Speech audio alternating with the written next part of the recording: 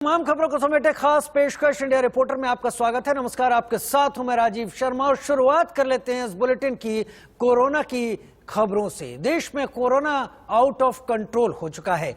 दिल्ली में killer corona लोगों की जान के पीछे पड़ा है। दिल्ली में हालात ये हैं कि ना तो अस्पतालों में बेड और न ही ऑक्सीजन। सरकारी अस्पतालों का हाल ये कि आरएमएल हॉस्पिटल के इमरजेंसी के सामने मरीज ने एम्बुलेंस में दम तोड़ दिया। वो चिल्लाता रहा लेकिन मदद के लिए कोई नहीं आ पाया। दूसरी तस्वीर और दर्द देने वाली है। दिल्ली में एक शख्स अपने 70 साल के बीमार पिता को लेकर अस्पतालों के चक्कर काटता रहा लेकिन कहीं एडमिट नहीं करवा पाया। आखिरकार पिता ने रास्ते में ही दम तोड़ दिया। शर्मनाक बात यह रही कि पिता का शव 2 घंटे तक सड़क पर ही पड़ा रहा। 2 तस्वीरें कोरोना के इस बुरे दौर, इस बुरे हालात की, और ये बताती हैं कि हम सबको कितना सावधान रहने की जरूरत है। जो सड़क पे हैं, जो शिकार हैं, उनके लिए इलाज कितनी आसानी से मिल पा रहा है, ये तस्वीरें उसकी सच्चाई सामने रखती हैं। वहीं स्थानीय बीजेपी पार्षद बुजुर्ग की मौत पर राजनीति करने से नहीं चूके। उन्होंने सारा आरोप दिल्ली सरकार पर मढ़ा। लगभग 5 बजे के आसपास मेरे पास एक किसी का फ़ोन आया कि एक डेड बॉडी सड़क पे पड़ी हुई है। मैंने कहा ऐसे कैसे हो सकता है। मौके पे आया, पता लगा कि दिल्ली के एक निवासी थे जो अपने फादर को दोपहर से दिल्ली के अस्पतालों में लेके घूम रहे थे। उनका ऑक्सीजन लेवल कम था। 14 तारीख से उनको तेज़ बुखार था लेकिन दिल्ली में उनको इलाज नहीं मिला। वो उसको बाइक पे बैठा के गाजियाबाद में लेके आए। यहाँ भी किसी अस्पताल में, क्योंकि अस्पताल सारे बेड से फुल हैं, जगह नहीं है, तो वो किसी और अस्पताल में लेके जा रहे थे। इसी दौरान उनकी बाइक से एक बैठे बैठे गिर गए। पता लगा कि उनकी जो है डेथ हो गई। 1 घंटे तक बॉडी यहाँ पड़ी रही, कोई आया नहीं। हमने एम्बुलेंस की व्यवस्था करा के उनको दिल्ली भेज दिया है। बड़ी गंभीर एक घटना घटी है। दिल्ली के मुख्यमंत्री बड़े बड़े दावे कर रहे हैं कि 500 बेड, 1000 बेड हमने कर दिए हैं, ऑक्सीजन की कमी नहीं है, बेड की कमी नहीं है। लेकिन दिल्ली का निवासी एक बाइक पे घूम रहा है अपने को बचाने के लिए, उसका बेटा घूम रहा है, उसके बाप उसके सामने मर जाए। कितनी दुखद घटना है। दिल्ली में चरमराई हेल्थ सर्विस को लेकर डिप्टी सीएम मनीष सिसोदिया ने कहा कि कोरोना के मामले रोज बढ़ रहे हैं, ऐसे में लोग पैनिक न करें, सरकार स्थिति को संभाल रही है। कि पैनिक में ना आए, एकदम कोरोना होते ही हॉस्पिटल ना भागें। कोरोना का सबसे बढ़िया और सबसे ज्यादा लोग जो कोरोना से ठीक हो रहे हैं वो होम आइसोलेशन में हो रहे हैं। होम आइसोलेशन में ही रहें। अगर किसी कारणवश बुखार नहीं उतरता है, बुखार ज्यादा आ रहा है या कोई और सिम्टम्स डेवलप हो रहे हैं और आपको खांसी या उस तरह की चीजें ज्यादा बढ़ रही हैं, शिकायत बढ़ रही है, डॉक्टर से कंसल्ट करके आप हॉस्पिटल जा सकते हैं। आपको बेड मिल सकता है। आप ऐप पे जाएं, जिस हॉस्पिटल में आपको बेड है उसी में जाएं। इधर उधर ना भागें, वरना इधर उधर भागने में आपकी भी एनर्जी जाती है और हॉस्पिटल्स के आगे भी अन्यथा लाइन लगती है, हॉस्पिटल्स के आगे भी अन्यथा प्रेशर बनता है। तो जिस हॉस्पिटल में आपके लिए बेड उपलब्ध है। 2686 23,686 पॉजिटिव केसेज आए। पॉजिटिविटी रेट 26% रहा लगभग और 90,000 टेस्ट किए गए। दिल्ली में जो हॉस्पिटल बेड्स हैं, कल का जो हमारा डेटा था 18,231 बेड थे, जिसमें से 3,000 बेड अवेलेबल थे। और जहां तक आईसीयू के बेड हैं, लगभग आईसीयू बेड लगभग सारे 100 के करीब अवेलेबल थे, कहीं 2 कहीं 1 ऐसे थे।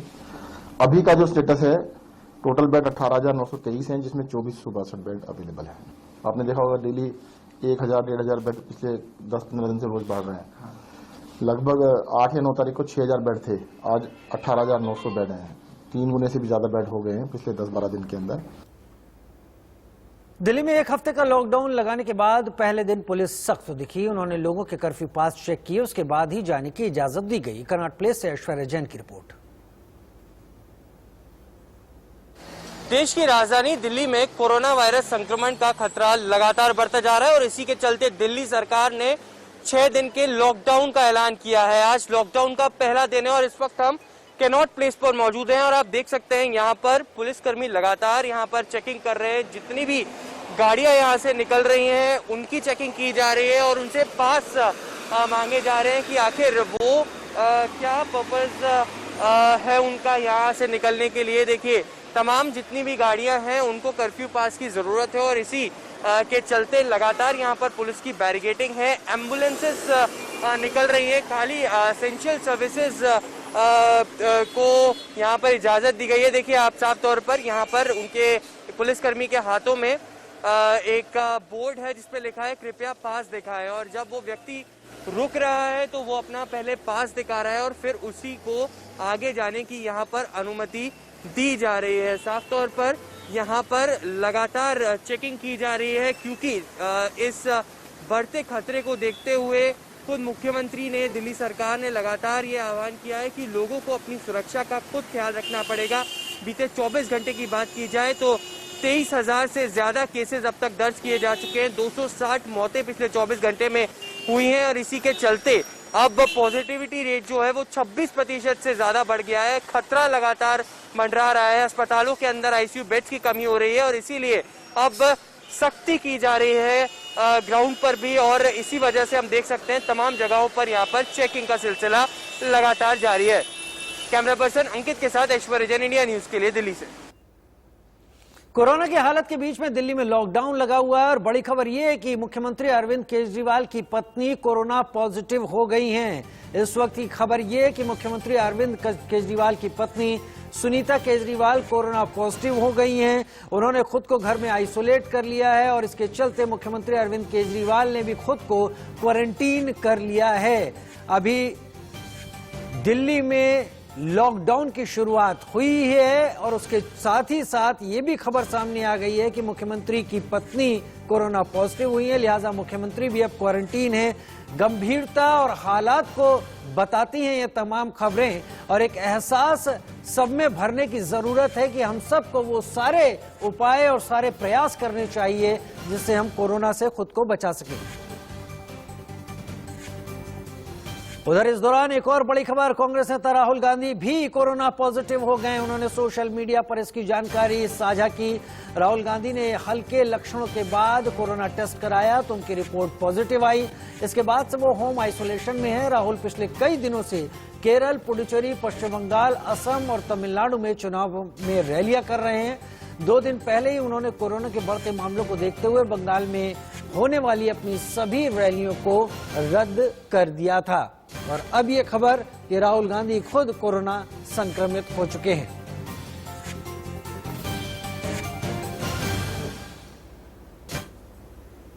तो लॉकडाउन के पहले दिन दिल्ली में सड़कें वीरान दिखी, वहीं पेट्रोल पंप भी खाली नजर आए। जहां गाड़ियों की कतारें दिखती थी वहां आज वीरानी छाई हुई थी। ज्यादा जानकारी India news reporter Rakesh Singh के जरिए। दृश्य है 7 LKM के पास पेट्रोल पंप का। यहाँ पर अमूमन रोज जो यहाँ पर आते तो यहाँ पर लंबी लंबी कतारें लगती थी यहाँ पर पेट्रोल भराने वाले गाड़ियों का, लेकिन आज यहाँ पर पूरा सन्नाटा पसरा हुआ है। आप यहाँ पर देख सकते हैं कि एक टेम्पो ही यहाँ पर अपने यहाँ पर उसके ड्राइवर तेल भरवा रहा है, लेकिन पूरा ये जो पेट्रोल पंप है पूरा खाली है। यहाँ पर जो लॉकडाउन का असर साफ तौर पर देखा जा सकता है कि किस कदर आखिरकार लॉकडाउन की जो घोषणा दिल्ली के मुख्यमंत्री ने जो ऐलान किया था उसका असर साफ तौर पर पेट्रोल पंप पर देखा जा सकता है। Rakesh Kumar Singh, India news, Delhi. Lockdown के दौरान दिल्ली की क्या स्थिति है हमारी तमाम रिपोर्ट्स के जरिए आप देख रहे थे, लेकिन सवाल ये भी और जो आपके समझने के लिए भी है कि आखिर दिल्ली में क्यों लगाना पड़ा लॉकडाउन। 19 अप्रैल की बात अगर करते हैं और वजह क्यों लगाना पड़ा लॉकडाउन, तो 19 अप्रैल को 23,686 मामले आए, 240 लोगों की दिल्ली में मौत हो गई। 18 अप्रैल की घटना को देखते हैं। 18 अप्रैल के दिन 25,462 मामले थे, 161 मौतें हुई थी। 17 अप्रैल की तारीख में जाते हैं, 24,375 मामले पूरे कोरोना के, 167 मौतें हुई। 16 अप्रैल को 19,486 मामले, 141 मौतें। 15 अप्रैल 16,699 मामले, 112 की मौत हुई। तो एक तरीके से अगर इस पूरे आंकड़ों को देखा जाए, हर दिन के लिहाज से लोगों की मौत बढ़ती गई, मामले बढ़ते चले गए। और लॉकडाउन के चलते दिल्ली की लाइफलाइन कही जाने वाली दिल्ली मेट्रो रेल की सेवाओं में भी बदलाव कुछ किए गए हैं, जो हमारे तमाम दर्शकों के लिए जो दिल्ली मेट्रो या दिल्ली के आसपास रहते हैं, इस्तेमाल करते हैं, और उनके लिए जानकारी बहुत खास। 2 पालियों में अब मेट्रो चलेगी। पहली पाली सुबह 8 से सुबह 10 बजे तक होगी और दूसरी पाली शाम 5 से शाम 7 बजे तक होगी और आधे घंटे पर मेट्रो चलेगी। 50% क्षमता ही मेट्रो में रखी जाएगी। मान्य पहचान पत्र से ही प्रवेश मिलेगा, यानी कि नोटिफिकेशन में जिस वर्ग जिन लोगों को अलाउ किया गया है, अगर उनके आइडेंटिटी कार्ड के चलते किया गया है तो उसके चलते हो जा सकते हैं, या फिर अगर उनके पास ई पास है, कर्फ्यू पास है, तभी वो इन सुविधाओं का इस्तेमाल कर सकते हैं। और वहीं दिल्ली का दिल कहे जाने वाले इंडिया गेट की तस्वीर भी कुछ इस तरह से दिखी, जहां पर सन्नाटा ही पसरा दिखाई पड़ा। और ये दृश्य है इंडिया गेट का। यहाँ पर देख सकते हैं कि इंडिया गेट सर्किल पर इसी तरह से बैरिकेडिंग लगाया गया है और सभी गाड़ियों को चेक किया जा रहा है, क्योंकि लॉकडाउन है।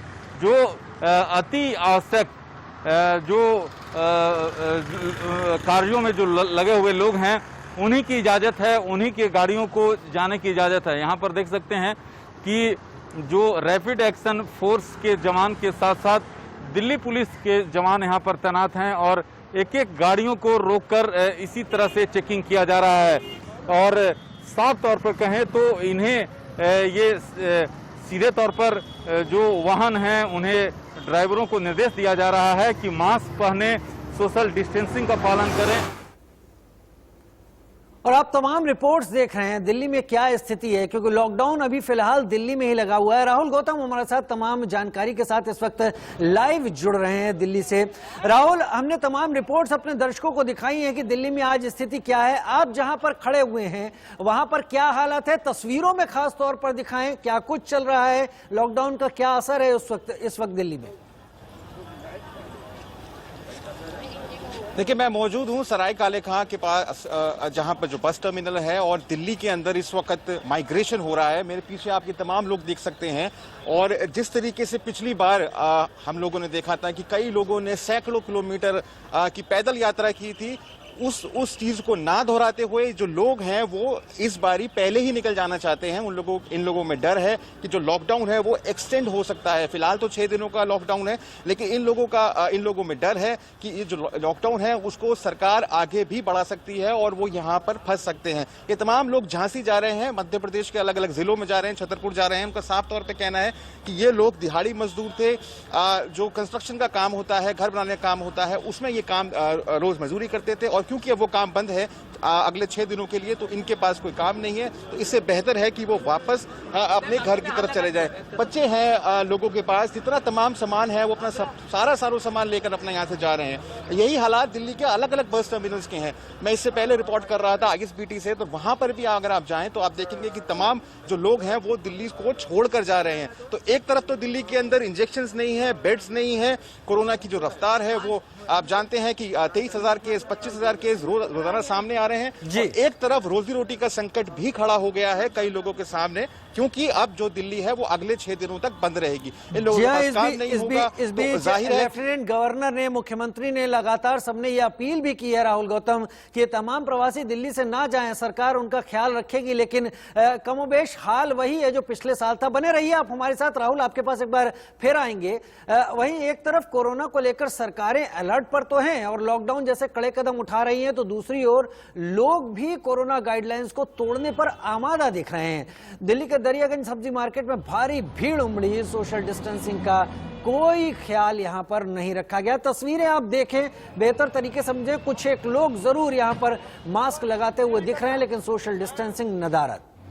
भीड़ तो बहुत है अंदर, डर काफी है, लेकिन थोड़ा मजबूरी भी है, थोड़ा सामान लेना पड़ता है परिवार के लिए। क्या करें, भीड़ काफी अंदर, लोगों ने तो काफी भीड़ है कि अंदर ज्यादा भीड़ है। डर तो लगे, लेकिन इधर घर भी बच्चों के लिए सामान कौन लेके आएगा? बच्चे छोटे हैं, वो सामान तो लाने पड़ते हैं, दूध दही वगैरह। सर थोड़ा भंडारे के लिए आए हम यहाँ पे कि थोड़ा भंडारा करना है गली के अंदर, क्योंकि भीड़ की वजह से हम भंडारा करने के बाद थोड़ा पूजा के लिए भंडारे के लिए सामान लेने आए थे। थोड़ा डर तो लगता ही है, मगर ठीक है, जितना कम हो उतना बढ़िया। डर तो देखो ही, डर तो रोज डेली लगता है। जिस हिसाब से समाचारों में दिखला रहे हैं तो डर तो लगता ही है कि अगर सायरन बजेगा तो भी डर लगता है कि दिल में घबराहट होती है। मगर थोड़ा सामान लेने घर के लिए और थोड़ा वैसे सामान करे और निकलना तो थोड़ा पड़ेगा, मगर डर तो दिल में।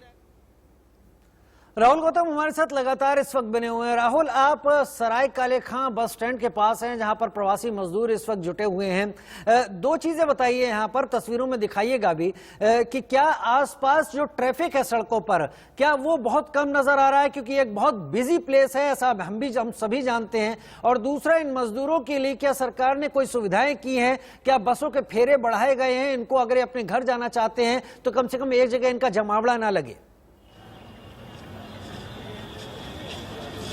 देखिए, बात करें अगर ट्रैफिक की तो कोई खास असर नहीं है लॉकडाउन का। मैं चाहूंगा मेरे कैमरा पर्सन आपको पैन करके दिखाएं।